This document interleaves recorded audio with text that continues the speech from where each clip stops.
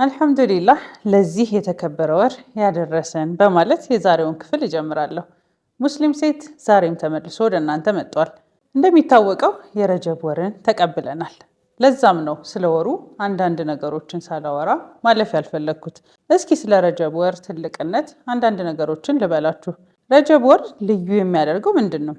አላህ ሱብሓነሁ ወተዓላ ኢነ ዒደተ ሽሁሪ ኢንደላህ 12 ሸህረን ይለናል።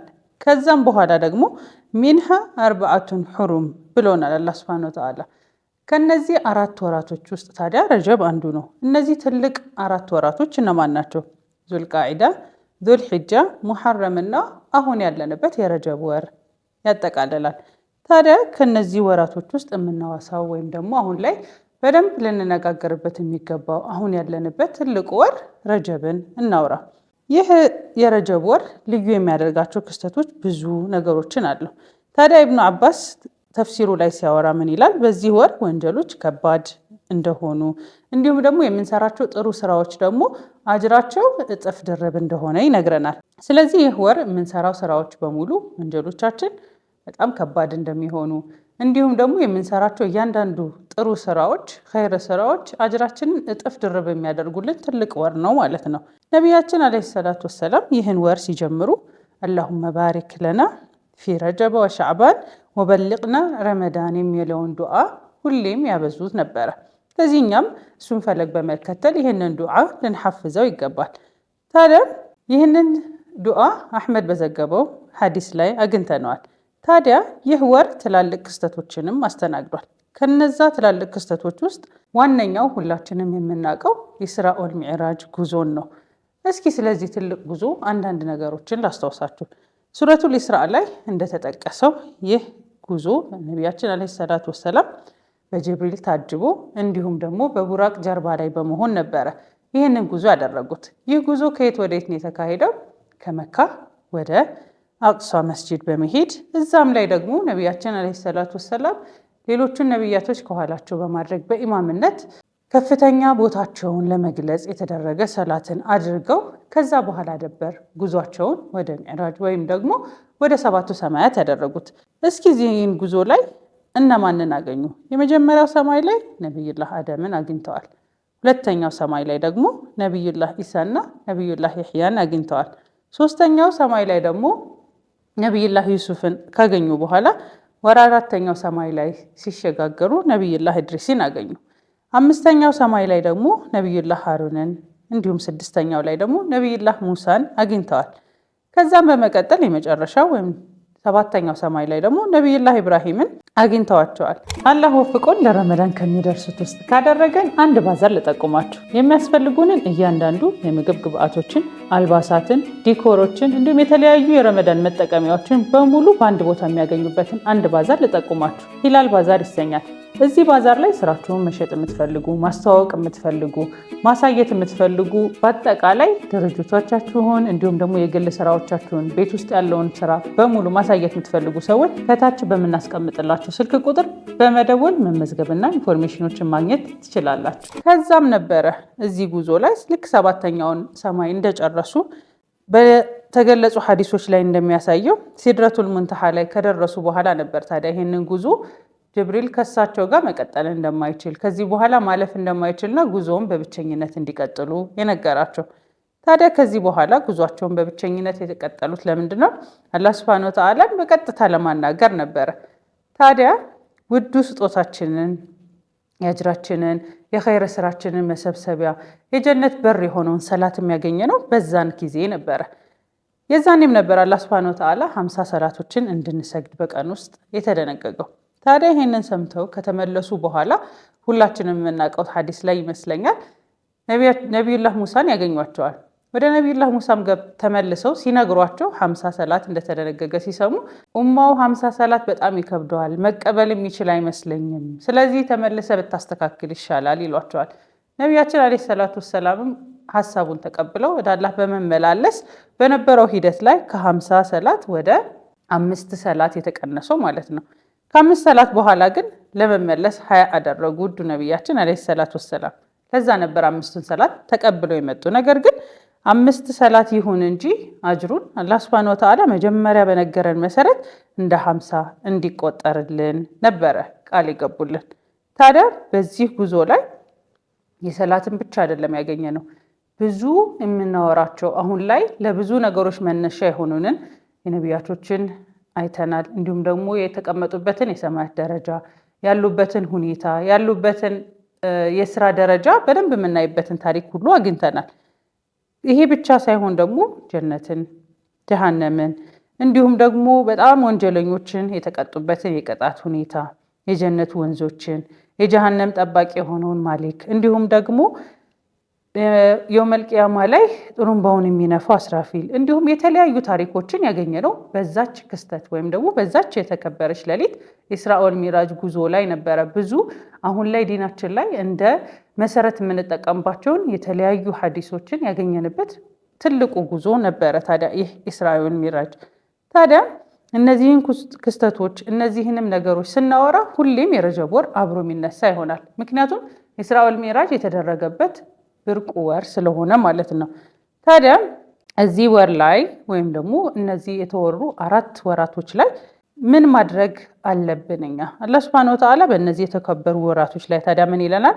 ፈላ ተዝሉሙ ፊሂነ አንፉሰኩም ይለናል። ምን ለማለት ነው? ነፍሳችሁን ወይም ነፍስያችሁን አትጨቁኑ፣ አትጉዱ ወይም ደግሞ ማድረግ የሌለባትን ነገር አታድርጉ ይላል። ታዲያ ይህን ምን ለማድረግ ፈልጎ ነው? ወይም ምን ለመግለጽ ተፈልጎ ነው? አላህን አታምፁ ነው። ምክንያቱም ነፍስያችን የተፈጠረችው አላህ ሱብሓነሁ ወተዓላን ለመገዛት ሲሆን፣ በተቃራኒው ደግሞ ነፍስያችን ምን በድላት ወይም ምን ጨቁናት ምን ስናደርግ ነው? የተፈጠረችበትን ዓላማ ሳናሳካ ስንቀር ነው። ስለዚህ ወንጀሎችን ቅድም ላይ እንዳነሳሁት ወንጀሎቻችን እጥፍ ድርብ በሚሆንበት ወራቶች ላይ እኛም መጥፎ ስራዎቻችንን መቀነስ ነው ያለብን። ታዲያ አረቦችን በድሮ ጊዜ በዚህ ወር ላይ ጦርነታቸውን ያቆማሉ። የሚያደርጉትን የነበረውን እያንዳንዱ መጥፎ ስራቸውን በሙሉ በእነዚህ ወራቶች ላይ አቁመው ነበረ የሚጠብቁት። ስለዚህ ትልልቅ ጦርነቶች የሚባሉትንም እንኳን ለማድረግ ፕሮግራም የሚይዙት እነዚህ ወራቶች ካለፉ በኋላ ነበረ። ታዲያ በእነዚህ ወራቶች ላይ ኸይር ስራ ይወደዳል። ስለዚህ ለእኛ ትልቅ የቤት ስራ ሊሆንን ይገባል። እነዚህ ወራቶች ላይ ማድረግ የሌለብንን አሁን ላይ የምናደርጋቸውን ነፍስያችንን የሚያስጨንቃቸውን መጥፎ ስራዎችን አቁመን ወደ ኸይር ስራ መበረታታት እንዳለብን ይገልጽልናል። ታዲያ ብዙዎቻችን የምናያይዘው ጾም አለ ከረጀብ ጋር።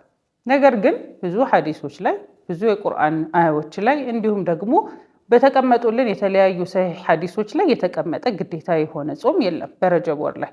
ነገር ግን ኸይር ስራዎች አጅሮቻችን እጥፍ ድርብ ስለሚያደርጉልን ሱና የሆኑ ጾሞችን ማብዛት፣ ሰላት እንዲሁም የተለያዩ ነገሮችን የተወደደ ነው። ነገር ግን ሰዎች እንደሚያስቡት በረጀብ ወር ላይ ይሄ ጾማቶች አሉ የሚባሉ የተለዩ ጾሞችን አልተደነገጉም።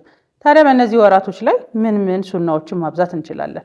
በሌሎቹም ወራቶች ላይ እንደሚደረገው የተለያዩ ጾሞችን ማድረግ፣ ሰኞና ሐሙስ ሊሆን ይችላል። የተለያዩ የጾም አማራጮችን በመጠቀም ጾም ማድረግ እንዲሁም ደግሞ ሌላ የተወደዱ ኸይር ስራዎችን ማድረግ፣ አስካር ማብዛት፣ በተለይ ደግሞ እስቲግፋርን ማብዛት። ምክንያቱም አጅራችን እጥፍ ድርብ እንደሆነው ደግሞ ወንጀላችን የሚማርበት ጥሩ አጋጣሚ ሊሆንልን ስለሚችል እስቲግፋርን ማብዛት፣ ዱዓዎችን፣ የተለያዩ አስካሮችን በመሐፈዝ የምንልበት እንዲሁም ደግሞ ለሻዕባንና ለረመዳን ወር የምንዘጋጅበት የተለያዩ ሐዲሶች ላይ ረጀብ ወርን ልክ ይሄ ዘር እንደ መዝሪያ ጊዜ ያወራዋል።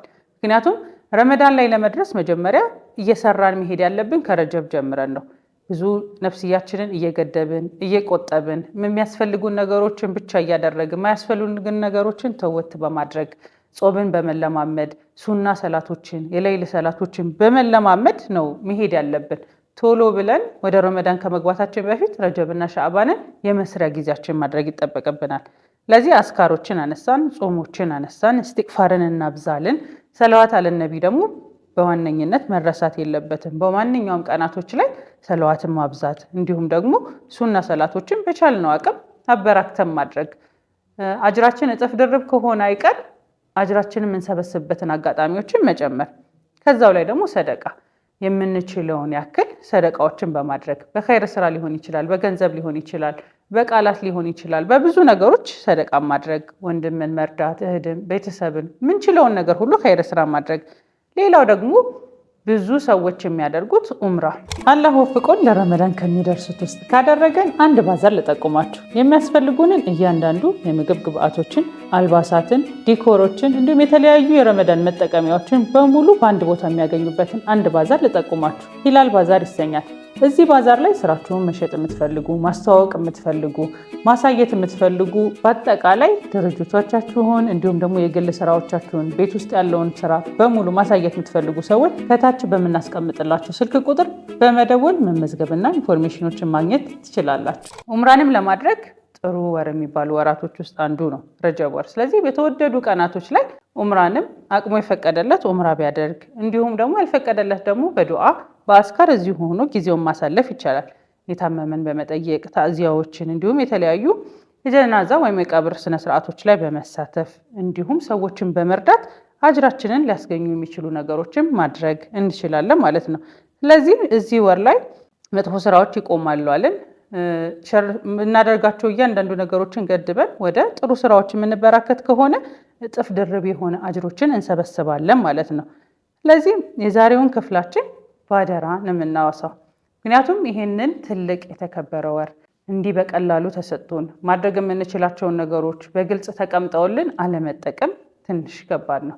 ለዚህ እህቶቼ ማድረግ ያለብን እንደ ረጀብ ወር እነዚህን ነገሮች ከልብ በመውሰድ የተለያዩ ነገሮችን በማስታወስ ኸይር ስራዎችንም እናበዛበትን መንገድ በመፍጠር እንዲሁም ደግሞ ለሻዕባንና ለረመዳን የምንዘጋጅበት ወር ኸይር ስራችንን ከዚሁ እየለመድን ፕራክቲስ እያደረግን እየተለማመድን የምንሄድበት ወር በማድረግ ብናሳልፈው የተሻለ ነው እላለሁ። ስለዚህ ከወዲሁ የረጀብ ወራችን ምን መምሰል አለበት፣ ለሻዕባንና ለረመዳን ትተነው የምንሄደው ነገር ምንድን ነው የሚለውን ማሰብ አለብን።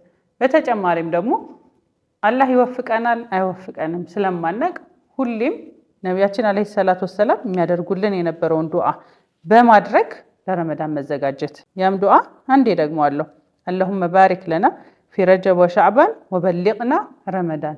ለረመዳን ስንቶቻችን እንደርሳለን የሚለውን ስለማናቅ በሊቅና ረመዳን የምትለዋን ዱዓ አጥብቀን ደጋግመን በማለት ለረመዳንና ለሻዕባን ዝግጅቶቻችንን ካሁኑ መቀጠል ይጠበቅብናል። በዚሁ ጨርሳለሁ። ወሰላሙ አለይኩም ወረሕመቱላሂ ወበረካቱ።